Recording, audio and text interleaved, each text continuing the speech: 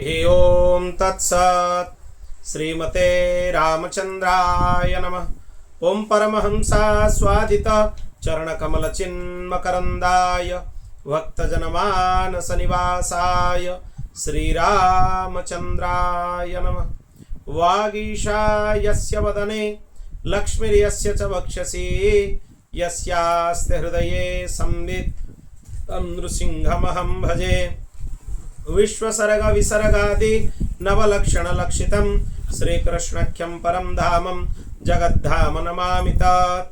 प्रह्लाद नारद पराशर पुंडरीक व्यासंबरी ससुक सौनक भीष्मदलिभ्यं रुक्मङ्गदार्जुन वसिष्ठ विभीषणादीन् पुण्यानिमन् परम भागवतान् नमामि। श्री सीतानाथ समारंभं श्रीरामानन्दार्य मध्यमम् अस्मदाचार्य पर्यन्तं वन्दे श्री गुरु परम्परां। नमस्तु रामाय सलक्ष्मणाय दिव्यै च तस्यै जनकात्मजायै नमोस्तु रुद्रेन्द्र यमानिलेभ्यो नमोस्तु चन्द्रार्कमरुद्गणेभ्यः। ॐ जन्माद्यस्य यतन्वयादितरतश्चार्थे स्वविज्ञः स्वराट् तेने ब्रह्महृदाय आदिकवये मुह्यन्ति यत् सूरयः। तेजो वारिमृदं यथा विनिमयो यत्र त्रिसर्गो मृषा धाम्ना स्वेन सदा निरस्तकुहकं सत्यं परं धीमहि। नारायणं नमस्कृत्य नरं चैव नरोत्तमं देवीं सरस्वतीं व्यासं ततो जयमुदीरये। श्रीराम जय राम जय जय राम।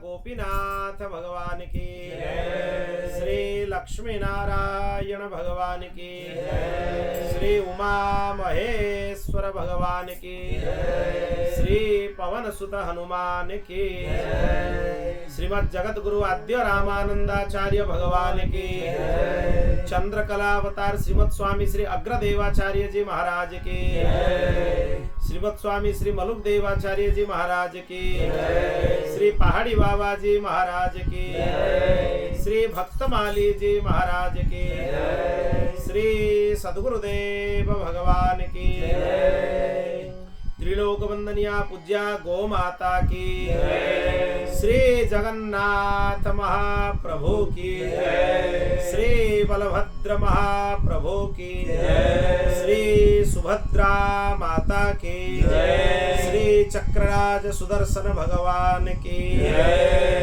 श्रीमद्भागवत महापुराण की पुरुषोत्तम मास महामहोत्सव की जय जय श्री सीताराम जय जय श्री राधेश्याम हर हर महादेव निताय गौर हरि बोल।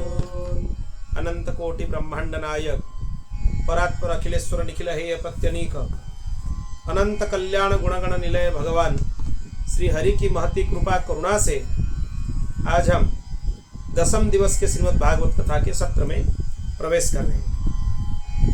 कल हम लोगों ने सत्संग की महिमा का श्रवण किया और उसमें भी सत्व रज और तम ये गुणत्रय में जीवन कैसा होना चाहिए उसके बारे में भी उसमें आलोचना की। आज हम दिव्य हंस उपाख्यान का श्रवण करेंगे। श्री भगवान उवाच, भगवान बोलते हैं, पुत्रा हिरण्यगर्भस्य मनसः सनकादयः पपृच्छो पितरं सूक्ष्मं योगस्यैकान्तिकीं गतिम्। प्रिय उद्धव, सनकादि ब्रह्मा जी के मानस पुत्र हैं और उन्होंने एक बार अपने पिता से योग की जो सूक्ष्म रहस्य है उसके बारे में प्रश्न किया। वो पूछे ब्रह्मा जी को, पिताजी चित्त गुणों अथवा विषयों में ही घुसा रहता है। ये चित्त का स्वाभाविक गति है। जल का स्वाभाविक गति है वो नीचे की तरफ जाती है, वो स्वाभाविक गति है। चित्त का भी स्वाभाविक गति है, जहां विषय है उसी के तरफ ज्यादा आकृष्ट हो, भगवत मार्ग में ज्यादा जाता नहीं है, वो स्वाभाविक गुण है उसका। तो चित्त और गुण आपस में मिले जुले ही रहते हैं। इस स्थिति में संसार सागर से पार होने के लिए या उस दिव्य मुक्ति पद को प्राप्त करने के लिए क्या करना चाहिए, और ये गुण और चित्त दोनों को अलग कैसे किया जाएगा। जब तक चित्त और गुण ये दोनों को हम अलग नहीं करेंगे तब तक चित्त की वृत्ति विषयों से हटकर भगवान में लगेगी नहीं। ये दोनों को अलग करना जरूरी है। ये कैसे किया जाएगा। प्रिय उद्धव, भगवान बोल रहे हैं उद्धव जी को, यद्यपि ब्रह्मा जी देवताओं के शिरोमणि हैं, स्वयंभू हैं, प्राणियों के जन्मदाता हैं, स्वयं महाभागवत हैं। 12 महाभागवत में सबसे पहले ब्रह्मा जी का नाम आता है। फिर भी जब सनकादि उनको ऐसे प्रश्न किए, उनका उत्तर वो दे नहीं पाए। ये भगवान का ही प्रभाव था। इसीलिए ब्रह्मा जी भगवान का स्मरण किए कि पुत्रों, इस प्रश्न का यथार्थ उत्तर हम नहीं दे पाएंगे, इसका उत्तर भगवान स्वयं देंगे। भगवान का स्मरण किए वहां पर। फिर भगवान अवतार लिए, क्योंकि ब्रह्मा जी भी सामान्य नहीं है, सनकादिक भी सामान्य नहीं है, तो इसीलिए भगवान को वहां पे अवतार ग्रहण करना हुआ। भगवान प्रकट हुए। कैसे प्रकट हुए? तस्याहम हंस रूपेण सकाशमगमं तदा। उनके सामने हंस स्वरूप धारण करके भगवान प्रकट हो गए। ये उनका हंस अवतार है। श्री हंस भगवान की जय। सनकादि उनको चरण वंदना किए, दंडवत प्रणाम किए। फिर उनको पूछे, भगवान आप कौन हैं?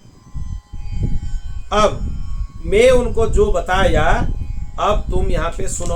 उद्धव जी को भी बोल रहे हैं भगवान कि उनको तो मैं वहां पे उत्तर दिया, उनको जो उत्तर दिया तुम यहाँ पर भी उसको श्रवण करो। ब्राह्मणों, भगवान बोल रहे हैं सनकादि को, यदि परमार्थ रूप वस्तु नानात्व से सर्वथा रहित है, तब आत्मा के संबंध में आपका यह प्रश्न युक्ति संगत हो सकता है। मतलब आपको समझना चाहिए, आप जो प्रश्न कर रहे हैं उसमें वो यथार्थ है कि नहीं। उसको यथार्थ कब माना जाएगा? जब परमार्थ की वस्तु नानात्व से रहित होगा, मतलब वो अकेला ही है।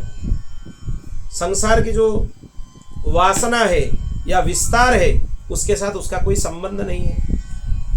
अगर उस हिसाब से मानोगे तो गुण अलग है, चित्त अलग है, दोनों के बीच में संबंध नहीं है, दोनों को अलग किया जा सकता है। अगर तुम ये मान लोगे कि ये विस्तार में ही चित्त है, क्योंकि चित्त एक इंद्रिय है और विस्तार मतलब प्रकृति है, प्रकृति मतलब गुणत्रय हो गया सत्व रजतम।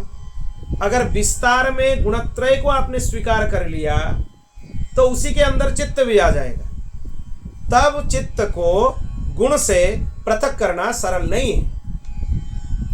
तो इसीलिए आप पहले समझ लो आप किस विषय में प्रश्न कर रहे हो, उसका संज्ञान ले लो, तब जाके हम समझ सकते हैं कि वो प्रश्न सही है या गलत है। यह तरीका है। और मैं अगर उत्तर देने के लिए बोलूं तो किस जाति गुण क्रिया संबंध का आश्रय लेकर उत्तर दूं, यह भी बताइए। देवता मनुष्य पशु पक्षी ये सब पंचभूतात्मक हैं।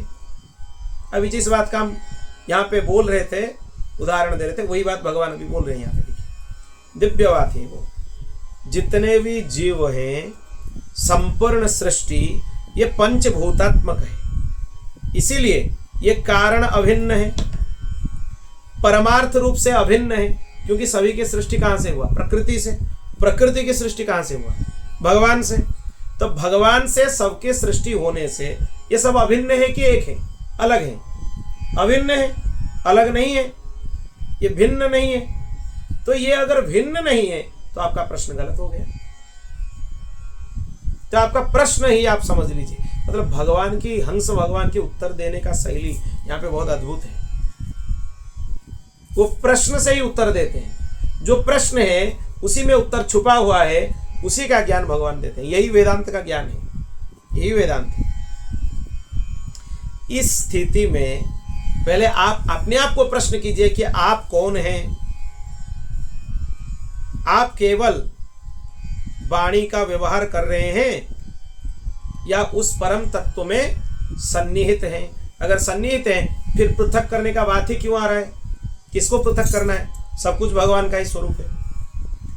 तो आपकी इसमें राय क्या है ये आप बताइए। अतः आपका प्रश्न ही निरर्थक है। यहाँ पे देखिए सनकादि, ये भी भगवान के अवतार हैं। भगवान के 24 अवतारों में सबसे प्रथम अवतार है सनकादि, सनक सनंदन सनातन सनत कुमार, ये भी अवतार है। और हंस भगवान भी अवतार है। एक अवतार दूसरे अवतार को उपदेश कर रहे हैं, वो भी कितने अद्भुत शैली में उपदेश कर रहे हैं। देखिए यही द्वितीयाभिनिवेश है।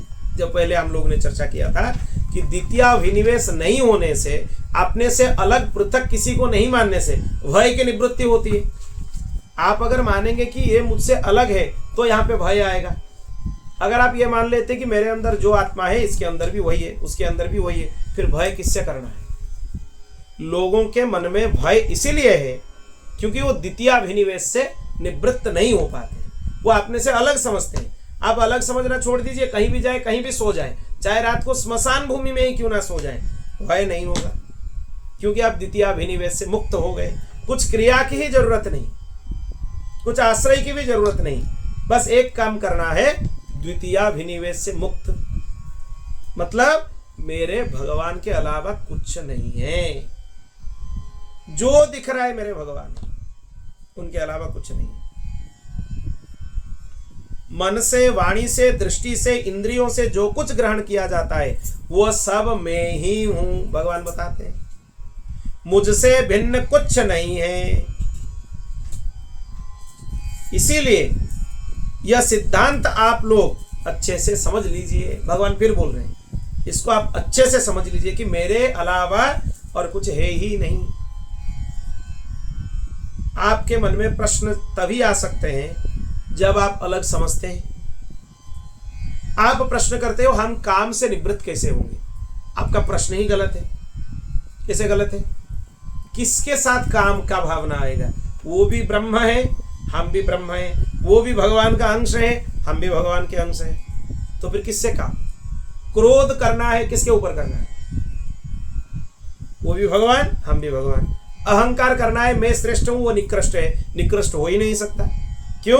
क्योंकि वो भी भगवान है, हम भी भगवान है। वो क्या कर्म कर रहा है वो दूसरा चीज है, वो तो उसका संज्ञान वो उसको लेना है, क्या करना है, क्या कर्म का फल उसको मिलेगा, वो उसका संज्ञान है।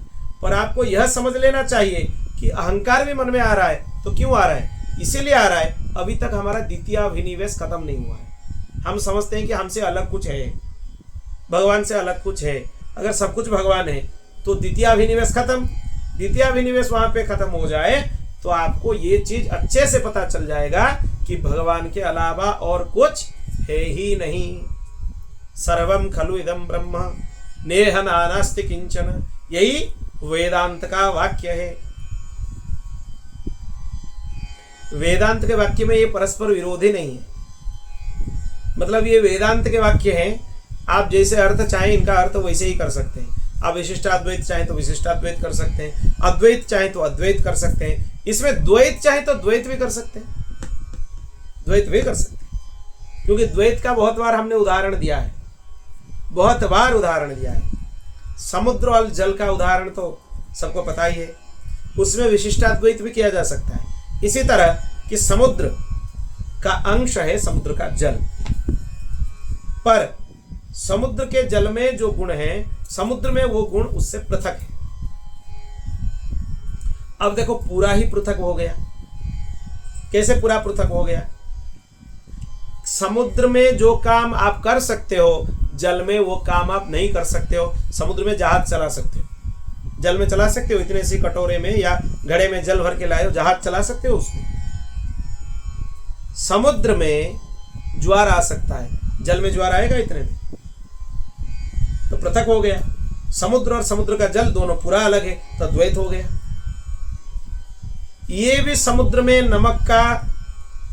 नमक उससे प्राप्त होता है, समुद्र से, समुद्र के जल से भी नमक प्राप्त होता है, तो अभिन्न है, अद्वैत हो गया। जल जो है समुद्र भी वही है, कोई भेद नहीं है। इस दृष्टि से नहीं है कि यह भी नमक का पानी है वो भी नमक का पानी है, तब अद्वैत हो गया। अगर आप ये मानेंगे ये समुद्र का जल समुद्र का अंश है, समुद्र का कुछ गुण इसके अंदर है पर समस्त गुण नहीं है, तो विशिष्टाद्वैत हो गया। समुद्र और समुद्र जल एक ही तत्व है, विज्ञान के भाषा से दोनों ही सोडियम क्लोराइड है, शुद्धाद्वैत हो गया और कोई भेद ही नहीं। हाँ कभी कभी भेद है, कभी कभी भेद नहीं है, मतलब कुछ कुछ विषय में भेद है, कुछ कुछ विषय में भेद नहीं है, द्वैताद्वैत हो गया। भेद भी है अभेद भी है, पर हम लोगों के समझ से परे है, हम उसको समझ नहीं सकते, तो अचिंत्या भेदाभेद हो गया। एक ही चीज में सभी दृष्टांत आएगी, क्योंकि वेद या उपनिषद के वाक्य अलग नहीं है। आप ईशावास्य उपनिषद पढ़ेंगे, ईशावास्यमिदं सर्वं यत्किंच जगत्याम जगत तेन त्यक्तेन भुंजिता मागृध कस्यचित् धनम, ये ईशावास्य उपनिषद का वाक्य है। तो आप विशिष्टाद्वैत में पढ़े, अद्वैत में पढ़े, द्वैत में पढ़े, मंत्र तो वही रहेगा, अर्थ आपको आपके मत के हिसाब से करना है। और यह समस्त मत शास्त्रीय है, कोई भी अशास्त्रीय नहीं, पर समझने का तरीका अलग अलग है। चीज वही है, समुद्र है, समुद्र का जल है, पर दृष्टिकोण अलग है, इसीलिए समझने का तरीका अलग अलग हो गया। यही वेदांत के अलग अलग मत हैं। अद्वैत अभिन्न, द्वैत पूरा अलग भिन्न, विशिष्टाद्वैत अंश के रूप में देखा जाएगा, कुछ गुण हैं। द्वैताद्वैत भेद भी है अभेद भी है, शुद्धाद्वैत विशुद्ध रूप से उसके तत्व का ही ग्रहण करना है, और भेद है अभेद भी है पर हम लोगों से परे है, हमें समझ में नहीं आएंगे, तो अचिंत्या भेद। तो इसी तरीके से आप उसका अर्थ कर सकते हैं। अब देखो भगवान क्या बोलते हैं, पुत्र यह चित्त चिंतन करते करते विषयाकार हो जाता है और विषय चिंतन में प्रविष्ट हो जाते हैं, यह सत्य वाक्य है। तथापि मेरे हिसाब से, भगवान हंस बोल रहे हैं, विषय और चित्त ये दोनों ही मेरे स्वरूप भूत जीव के देह के उपाधि हैं, इनका कोई स्वतंत्र सत्ता नहीं है। बस भगवान तो सबसे ऊंची बात बोल दी, आप चित्त के बारे में प्रश्न कर रहे हो, आप विषय के बारे में प्रश्न कर रहे हो कि संसार के विषय मेरे चित्त को आकृष्ट कर रहे हैं, मेरे हिसाब से दोनों की ही सत्ता नहीं है। क्यों नहीं है? क्योंकि ये दोनों उपाधि है। उपाधि तो माना जाता है। आपको पद्म विभूषण मिला, पद्म विभूषण नाम की कोई चीज है क्या? वो एक मान्यता है। हम मान लेते हैं कि आप पद्म विभूषण हैं, पर आप जब जन्म हुए थे आप पद्म विभूषण थे क्या? आपके मृत्यु के बाद भले ही लोग लगा सकते हैं, आप पद्म विभूषण को छाती के ऊपर लाद के ले जाएंगे क्या? नहीं ले पाएंगे। तो पद्म विभूषण आपके लिए क्या बन गया? उपाधि बन गया। उसका कोई स्वतंत्र सत्ता है क्या? नहीं है। तो चित्त का भी कोई स्वतंत्र सत्ता नहीं है। विषय वासना का, संसार का कोई स्वतंत्र सत्ता नहीं है। आप उसको पकड़ रखते हो, ये आपकी गलती है, इसीलिए आप फंसते हो। आप स्वयं पकड़ते रहोगे किसी को और बोलोगे कि ये मुझे छोड़ता नहीं है। ये कैसे मूर्खता है? पकड़ने वाले तो आप हो, आप छोड़ दो। आप बोलते हो कि हम स्वयं पकड़े और लोगों को जाकर बोलेंगे देखो ये हमें छोड़ नहीं रहा है। ये मूर्खता हुआ कि नहीं? वही मूर्खता हम लोग करते हैं। विषय के तरफ हम जाकर उसको अपने साथ जकड़ लेते हैं, फिर हम बोलने लगते हैं देखो विषय वासना बहुत अद्भुत है, संसार बहुत अद्भुत है, ये हमें छोड़ता नहीं है। हंस भगवान की शैली बहुत अद्भुत है, विलक्षण शैली है उनका। वेदांत का निचोड़ है हंस उपाख्यान। सप्ताह कथा में इतने सुंदर सुंदर विषय का स्वाद हम कहाँ ले पाते हैं? ये बहुत अद्भुत है। इसीलिए आत्मा का चित्त और विषय दोनों के साथ कोई संबंध नहीं है। आप चिंतन ही मत करो। ध्यायतो विषयान पुंसः संगस्तेषुपजायते, संगात् संजायते कामः, कामात् क्रोधोऽभिजायते, क्रोधात् भवति सम्मोहो, सम्मोहात् स्मृतिविभ्रमः, स्मृतिभ्रंशात् बुद्धिनाशो, बुद्धिनाशात् प्रणश्यति।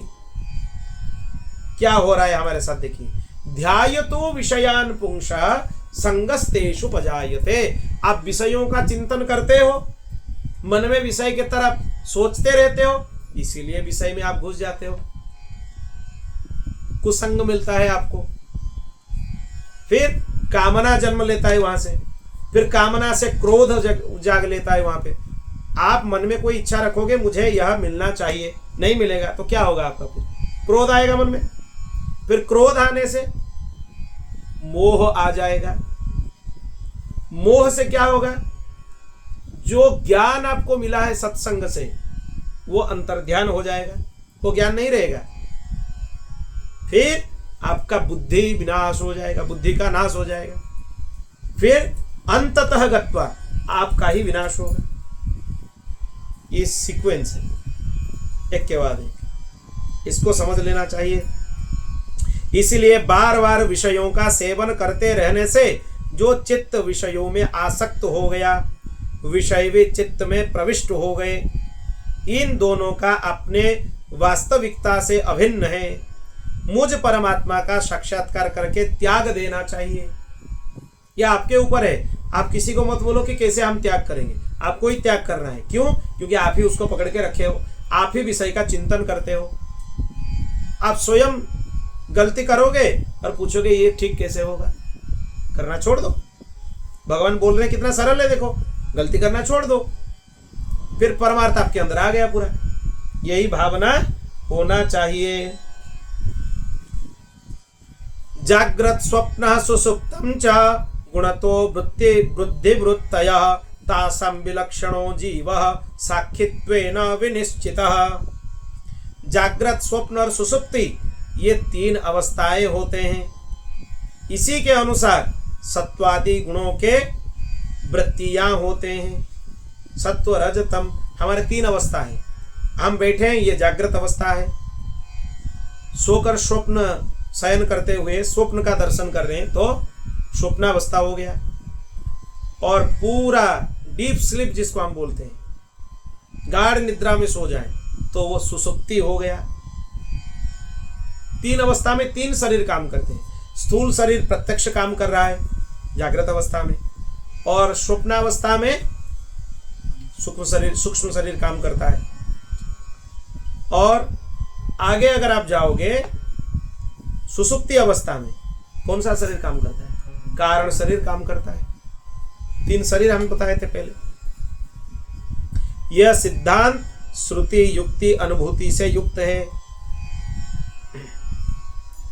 इसीलिए ये 3 अवस्थाओं से विलक्षण आगे आपको बढ़ना चाहिए। आप मत सोचो कि इसी में ही हम फंस गए। एक आगे भी एक अवस्था है जिसको तुरीय अवस्था बोलते हैं और उसको गुणातीत अवस्था बोलते हैं। पहले आप सत्वगुण का अभ्यास करो, सत्वगुण आपके अंदर आ जाए तो ये प्रचेष्टा होना चाहिए आपके अंदर कि आप उससे आगे बढ़ो और गुणातीत हो जाओ। मतलब आपके अंदर ना तो तमोगुण है, ना तो रजोगुण है, ना तो सत्वगुण है। सुसुप्ति से जागृति कैसे हम आ जाते हैं? सुसुप्ति से जागृत कैसे हो जाते हैं? सुसुप्ति से जागृत होने के लिए विषयों का ग्रहण है। जो पुरुष योग निद्रा की स्थिति में होते हैं वो अपने हिसाब से उसी में ही विश्राम कर लेते हैं और कम समय में ही उसको पूरा कर लेते हैं। पर हम लोगों का विषय यह है कि हम लोग अपने अंदर इतने वासनाओं को, वृत्तियों को समेट रखा है, उससे हमारा तमोगुण ज्यादा हो जाता है। तमोगुण ज्यादा होने से गाढ़ निद्रा की स्थिति ज्यादा देर तक रहता है, जो कि नहीं होना चाहिए। तो सुसुप्ति अवस्था में हम ज्यादा देर तक डूब कर रह जाते हैं। फिर उससे जागृत अवस्था को आने के लिए गुणों में विभेंतर, उसको विभेतर बोलते हैं। मतलब एक गुण एक समय तक ज्यादा देर तक रह नहीं पाता है, गुण परिवर्तित होते हैं। फिर गुण का जब परिवर्तन हो रहा है धीरे धीरे तमोगुण से अब रजोगुण को आए। इसीलिए कुछ कुछ लोगों को भोर में स्वप्न देखने के लिए मिलता है, क्योंकि धीरे धीरे आपका वृत्ति रजोगुण में आ रहा है। फिर स्वप्नावस्था से आप तुरंत जागृत अवस्था में आ जाएंगे। फिर किस में आ गए? सत्वगुण में आ गए। सत्वगुण में आ गए मतलब सभी गुण सबके अंदर रहते हैं, तीनों ही गुण हैं, पर यह है कुछ कुछ गुण ज्यादा रहते हैं और कुछ कुछ गुण कम रहते हैं। यह होता है। ये उनमें विभेद होने से, गुणत्रय में विभेद होने से अवस्थाओं का परिवर्तन होता है। उसका एक ही कारण है, गुणत्रय में विभेद होना। यह बंधन अहंकार की रचना है, वास्तव में कोई बंधन है ही नहीं। हम बंधन मान लेते हैं, यह हमारी मूर्खता है। ये संसार की चिंता को इसीलिए छोड़ दो। सत्यत्व बुद्धि, जो संसार को सत्य मानते हो, अहम बुद्धि, ममत्व बुद्धि, इसको छोड़ दो। अब सोच लो कि ये सब स्वप्नावस्था में हम देख रहे हैं। जैसे स्वप्न छूटने से सब कुछ छूट जाता है, वैसे इनको त्याग दो। इसीलिए स्वप्नदर्शी पुरुष स्वप्न देखने के बाद जब उठ जाता है, वो सोचता है कि देखो हम जो देखे थे वो तो मिथ्या ही है। वैसे ही तुम संसार में होते हुए भी अपने अंदर यह ध्यान रखो कि जो हमें दिखाई दे रहा है, जिसके अंदर हम हैं, ये सब हमारे लिए स्वप्नवत ही है, क्योंकि इसमें कोई सत्यता नहीं है।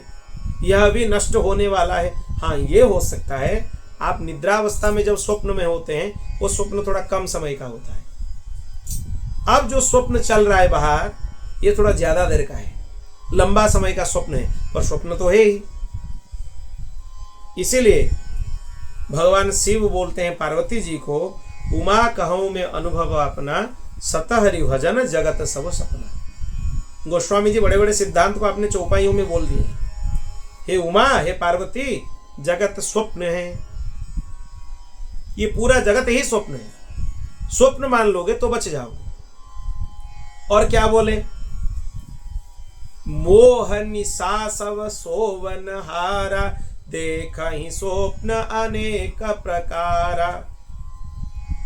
हम लोग जो सो रहे हैं, अभी भी हम सोए हैं। अब बैठे हो, कैसे हो? सोए हो। कैसे सोए हो? नशे में सोए हो। कौन सा नशा चढ़ा है आपके ऊपर?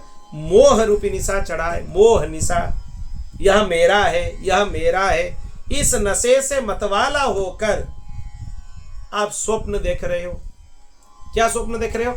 ये मेरा पुत्र है, ये मेरा पत्नी है, ये सब मेरा संपत्ति है, ये मेरा धन है, मुझे यह करना है, वह करना है, ये सब स्वप्न है। इसको समझ लेना चाहिए। अगर स्वप्न मान लोगे तो ज्यादा कुछ करने का जरूरत नहीं। मान लो स्वप्न तो मिथ्या ही होता है, तो ये स्वप्न है, तो ये छूट गए, सब छूट गए, छोड़ने का जरूरत नहीं है, सब छूट गए। आप मुक्त हो गए, जीवन मुक्त हो गए। ये स्थिति को पकड़ लिए, सब स्वप्न ही है। ये वेदांत के निचोड़ है, ये सब वाक्य साधारण वाक्य नहीं है। इसको क्षण भंगुर मान लो। जागृत अवस्था के इंद्रिय, स्वप्न अवस्था के मन और सुसुप्ति की संस्कारवती बुद्धि, ये तीनों के स्वामी भगवान ही हैं, तीनों की। ऐसे विचार करके मन की ये तीनों अवस्थाएं ये गुणों के द्वारा मेरे माया के कल्पित हैं, इसको ऐसे समझ लो।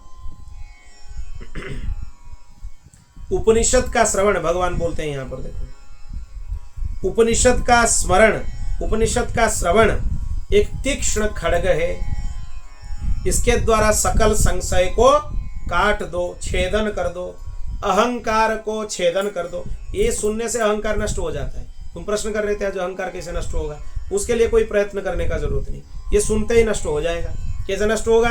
ये भावना तुम्हारे अंदर आ जाएगी, तो सब स्वप्न देख रहे हैं, ये तो खेल ही है, इसको इतना सीरियसली लेना नहीं है। हमारा गलती यह है कि हम सब कुछ सीरियसली ले लेते हैं। ये ऐसे हो रहा है, क्या करें, अरे कुछ नहीं करना है, ये तो खेल ही चल रहा है, स्वप्न है, भूल जाओ सब, भजन में लग जाओ, तो मुक्त हो गए। अभी मुक्त हो गए। जीवन मुक्त होने में 1 सेकंड का समय नहीं लगेगा। आप अभी चिंतन करो, मेरा मन निष्काम हो गया, मुझे कुछ नहीं चाहिए, कुछ नहीं चाहिए, मेरा मन निष्काम हो गया, मेरे मन में कोई वृत्ति नहीं है, मैं जो देख रहा हूं ये सब स्वप्न है, सब मिट जाएगा। पर मैं नहीं मिटूंगा, क्योंकि मैं शरीर नहीं हूं, मैं उस भगवान का अंश हूं जो अविनाशी है, इसीलिए मेरा आत्मा भी अविनाशी है। बस इतना सोच लो, आप जीवन मुक्त हो गए। यही सूत्र है जीवन मुक्त होने का। ये वेदांत का सार है। यह जगत मन का विलास है, दिखने पर भी नष्ट प्राय है, अलात चक्र है और चंचल है, भ्रम है। अलात चक्र मतलब क्या पता है? घूम रहा है चक्र। आप बोलोगे यह प्रारंभ है, यह शेष है, एक बार घूम जाए तो ये ऊपर चला जाएगा, वो नीचे आ जाएगा। मतलब उसमें कौन सा प्रारंभ है, कौन सा शेष है, आपको पता नहीं चलेगा। समय का चक्र जैसे चल रहा है, चक्रवत परिवर्तन्ते सुखा नीच दुखा नीच, इसीलिए ये पता नहीं कर सकते। ये सब माया के खेल हैं, अज्ञान की कल्पना है। आप मनी मन आप बैठकर सोच लोगे, चलो आज हम भारत के राष्ट्रपति बन गए, ये सुख मिला, ये मिला, ये मिला, ये मिला, ये कर दिए, वो कर दिए। फिर जब आपने पूर्व अवस्था में आ जाओगे, आप क्या दुख में चले जाओगे? हाय हाय हम राष्ट्रपति नहीं बन पाए, नहीं जाओगे ना, रोओगे क्या उसके लिए? फिर रो क्यों रहे हो? अभी क्यों रो रहे हो? जैसे ही तुम अपनी कल्पना किए मैं ये हो जाऊंगा, वास्तव में हो नहीं, अब तुम्हारे जीवन भर कल्पना ही चल रहा है। आज तक तो कैसे जिए हो? कल्पना में जिए हो। अपने आप मन ही मन आप संसार बना लेते हो अपने मन में।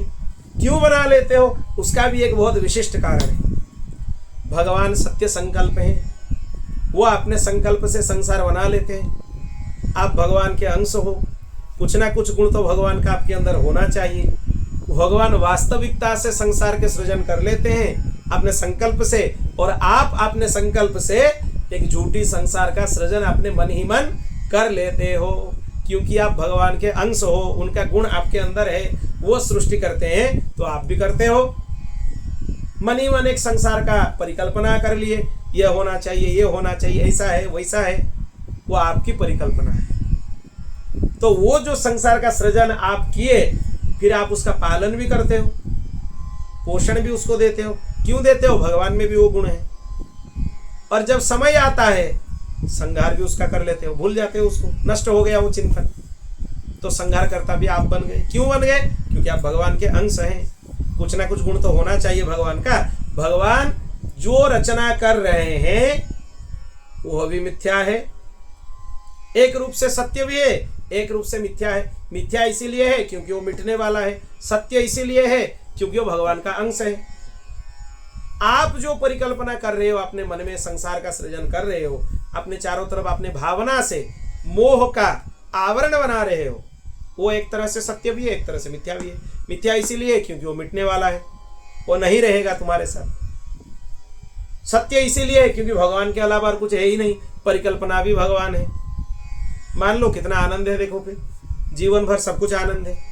इसका मतलब यह नहीं है कि इसका आनंद लेने के लिए अभी नया नया संसार सृजन करने लोगों मनी में, वो तो समय बर्बाद होगा फिर उसमें। यह बोला जाता है इसीलिए, इसको समझ लो कि यह परिकल्पना स्वयं की ही है। भगवान कहीं तुम्हें फंसाते नहीं हैं। भगवान को दोष मत दो, पर मुक्त होने का उपाय भी मत पूछो। क्यों? क्योंकि आप कोई गलती कर रहे हो, उसका दंड आपको मिल रहा है, तो आपको यह पता होना चाहिए कि मेरा गलती अगर करना बंद हो जाए तो दंड भी बंद हो जाएंगे। यह अत्यंत सरल है। तो मुक्त होने का प्रश्न किसे करते हो? प्रश्न ही गलत है। बोल भक्तवत्सल भगवान की। इसीलिए ये भ्रांति मूलक मोह उत्पन्न करने का सामर्थ्य इसीलिए होता है क्योंकि हम बहुत सारे चीज को अपने आप मान लेते हैं। भगवान एक उदाहरण दे रहे हैं, वही बात का उदाहरण दे रहे हैं। जैसे मदिरा पीकर उन्मत्त पुरुष यह नहीं देखता है कि मेरे द्वारा पहना हुआ वस्त्र शरीर पर है या नीचे गिर गया, ये पता नहीं चलता है। वैसे ही सिद्ध पुरुष जिस शरीर से अपने स्वरूप का साक्षात्कार किया है वो प्रारब्धवश खड़ा है, बैठा है, या दैववश गया या आया, उस पर दृष्टि नहीं डालते हैं। आपके भगवत प्राप्ति के लिए ये शरीर साधन बन सकता है, पर ये आपका दान नहीं है। ये किसका दान है? आपका प्रारब्ध का दान है। पूर्व जन्म में आपका जो कर्म है उसी का ही फल है ये शरीर। तो इसीलिए सब कुछ छोड़कर भगवान का भजन करो। तुलसी जी बोलते हैं, गोस्वामी जी बोलते हैं, सबसे पहले प्रारब्ध रचा, यही बात, उससे बना शरीर, तुलसी चिंता क्यों करे, भजले श्री रघुवीर। कितने सरलता से बता दिए गोस्वामी जी। देखो ये वेदांत का चीज है। सबसे पहले प्रारब्ध बना, प्रारब्ध की रचना सबसे पहले हुआ, फिर उससे बना शरीर, फिर आप चिंता क्यों करते हो? तुलसी चिंता क्यों करे, भजले श्री रघुवीर, भगवान के भजन करो। भगवान संकेत बहुत अच्छे से देते हैं, पर हमें समझना जरूरी है। तुम लोगों की जो पढ़ाई होता था हिंदी के पुस्तक में, तुम्हारा तो हिंदी था ना, उसमें एक कविता आती थी विभीषण शरणागति। उसमें लिखा है, विभीषण शरणागति पढ़ाया जाता है बच्चों को, उनकी मूर्खता है या क्या है, उनकी दुर्बुद्धि है या उनका दुर्भाग्य है, वहां पर जो चीज समझना चाहिए वो समझ नहीं सकते। वहां पर लिखा है, जो संपदा शिव रावण ही दिन ही दिए दसमात, सोई संपदा विभीषण ही सकुच दिन रघुनाथ। जो संपत्ति रावण को अपने 10 मस्तकों को शिवजी को अर्पण करने के बाद मिला इतने कष्ट से, वही संपत्ति भगवान विभीषण जी को अत्यंत संकोच से देते हैं। क्या यह काम हो गया? और कुछ देना चाहिए था शायद विभीषण जी को। लंका की संपत्ति भगवान देते हैं विभीषण जी को, पर सोचते हैं कि यह कम हो गया, संकोच से देते हैं। मतलब विभीषण जी को प्रयत्न करने का जरूरत नहीं हुआ। इसमें कभी कभी संत जन बोलते भी हैं, कोई आकर प्रश्न किए भगवान को कि आप बोल दिए कि विभीषण जी आप लंकेश हैं, कह लंकेश, अभी तक रावण का वध हुआ नहीं है। रावण अगर आपको आकर बोले कल कि मैं अपने गलती मान लेता हूं, जानकी जी को आपको लौटा देता हूं, तब आप क्या करेंगे? क्योंकि आप तो लंका विभीषण जी को दे दिए, तो क्या करोगे प्रभु? भगवान बोले देखो, विभीषण जी को लंका दे दिया तो रावण को अयोध्या दे दूंगा। इतने दयालु कोई हो सकता है? जो अयोध्या की सिंहासन चक्रवर्ती सम्राट का सिंहासन है, संपूर्ण पृथ्वी का राजत्व उसी सिंहासन का है, आज भी है चक्रवर्ती सिंहासन। उसके बाद आज तक कुछ हुआ ही नहीं। अंतिम चक्रवर्ती सिंहासन सुग्रीव जी पूछे हैं, कई कई बोलते हैं जाम्बवान जी पूछे, यह भी बोला जाता है। तो वो चक्रवर्ती सम्राट का पद भगवान बोलते हैं देखो यह हम रावण को दे देंगे अगर रावण अभी आकर माफी मांग ले। इतना दया है उनके मन में। इसीलिए गोस्वामी जी बोलते हैं अस प्रभु छाड़ी भजई जे आना ते नर पशु बिनु पूछ विसाना। उसके बाद ही ये लिखा है चौपाई विभीषण शरणागति में। इतने दयालु भगवान को छोड़कर दूसरे कहीं आप जाना चाहते हो तो बिना पुच्छ के बिना सिंह के आप पशु ही हो, पशु ही हो। क्योंकि पशु को कुछ समझ में नहीं आता है, आप भी पशु हो। क्यों? क्योंकि आपको इतने दयालु भगवान की गुण देखते हुए भी यह समझ में नहीं आया कि भगवान सबको अपने चरणों में अपना लेते हैं। बंदर भालुओं को अपना लिए, उनमें क्या गुण है? बंदरों में इतने चंचल हैं बंदर भालू, इनको अपना लिए भगवान, उनमें कोई गुण दृष्टि का विचार नहीं रखे तो आपके लिए रखेंगे क्या? मनुष्य तो उनको सर्वाधिक प्रिय है, यही समझ लेना चाहिए। ये शरीर प्रारब्ध के अधीन है, उसको जो कुछ मिला है वो प्रारब्ध के लिए ही मिला है। तो इसीलिए जो प्रपंच आपके साथ हैं वो स्वप्न के जैसे ही हैं, उसमें और कुछ नहीं है। हे सनकादि, मैंने तुमसे जो कुछ कहा वह सांख्य है और योग है, और सांख्य योग दोनों का रहस्य है। यह सबको पता नहीं है। इतने बड़े बड़े कठिन प्रश्नों का उत्तर भगवान अपने युक्ति से कितने सरलता से दे दिए, कितने सरलता से दे दिए। इतने अगर आप समझ जाएं तो आप तो बंधन में आ ही नहीं सकते, आप तो अभिमुक्त हो गए, इतने समझ गए थे। और एक अलग सा आनंद आपके मन में आ जाएगा। आप 24 घंटे उस आनंद में निमग्न रहेंगे। कुछ भी काम करो, आपके मन में यह पक्का हो गया कि हम भगवान के हैं। स्टाम्प लग गया आपके ऊपर कि हम भगवान के हैं, भगवान हमारे हैं। और जो कुछ हमें दिख रहा है ये स्वप्न है, स्वप्न तो नष्ट होगा ही, तो उसके लिए इतना चिंता क्यों करना है? लोगों को चिंता क्यों होता है? वो झूठा जो है उसको सत्य मान लेते हैं, इसीलिए चिंता होता है। चिंता क्यों करना है? लोग चिंता अपने रोग के लिए करते हैं। शरीर में रोग हो गया, शरीर तो मिटने वाला है, रोग होने से क्या हो गया? कल मिटने वाला था, आज मिट जाएगा। मृत्यु का भय नष्ट होना ही भागवत जी का उद्देश्य है। क्योंकि सुखदेव जी महाराज अंतिम में क्या बोले? राजन, यह मन से भूल जाओ कि तुम्हारे मृत्यु होने वाला है। पशु बुद्धि मीमांसहि, यह पशु बुद्धि है कि मैं मरने वाला हूं। मैं मरने वाला नहीं हूं, मैं तो ऐसे कितने सारा शरीर बदल लिया है हमने।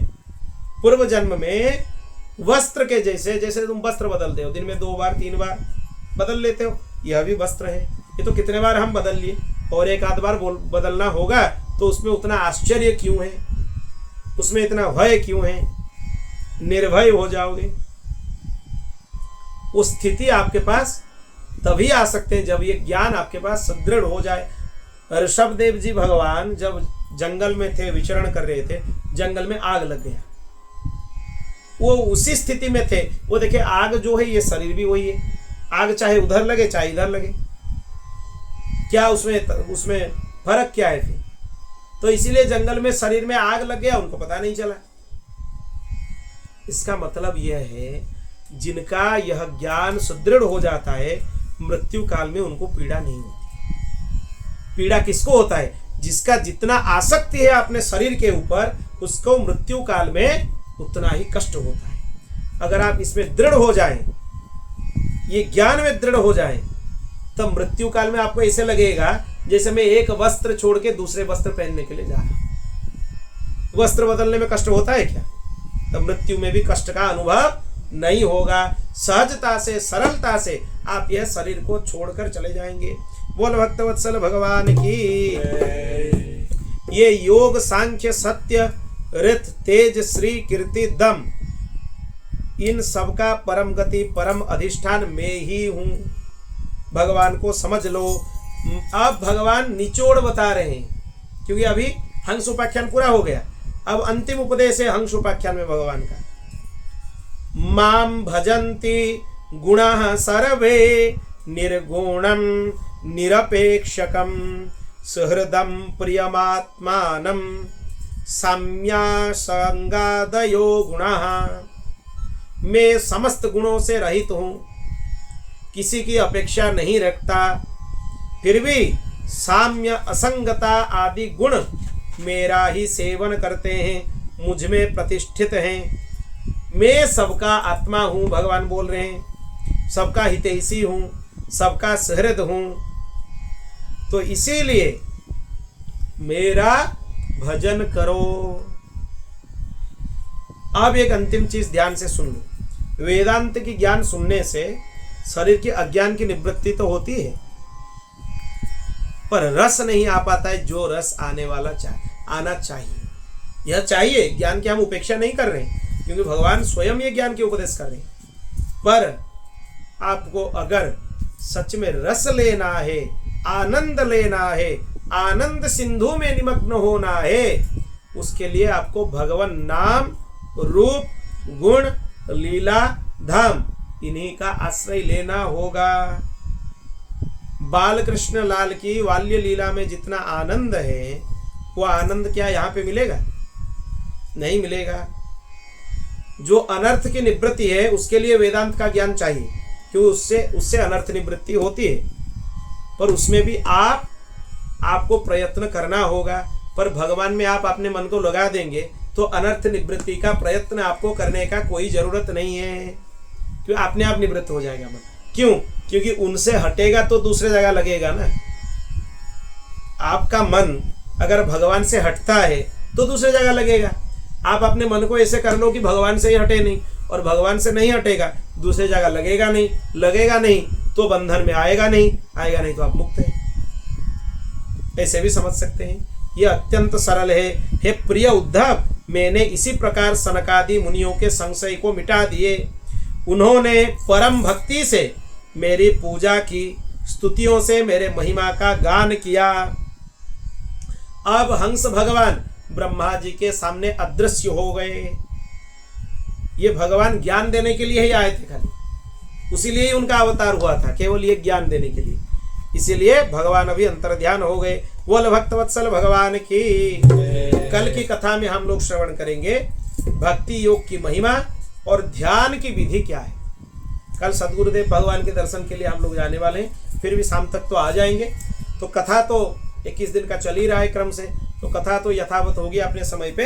तो इसीलिए कल ये ध्यान आदि विषयों का श्रवण, ये कल बहुत महत्वपूर्ण विषय है। ध्यान कैसे करें, मानसिक कैसे करें, ये तो कल हम लोग ने चर्चा कर लिया। ध्यान भगवान के कैसे लगाएं, भगवान एक एक करके पूरा सुंदर से बताए हैं कैसे ध्यान लगा सकते हैं। उससे बड़ा उपदेश कुछ हो ही नहीं सकता। इसलिए कल ये चरित्र, आगे बहुत रोचक प्रसंग है। पूजा कैसे करना है, ध्यान कैसे करना है, सेवा कैसे करना है, सब कुछ भगवान बताए। बोल भक्तवत्सल भगवान की। हरि शरणम हरि शरणम हरि शरणम हरि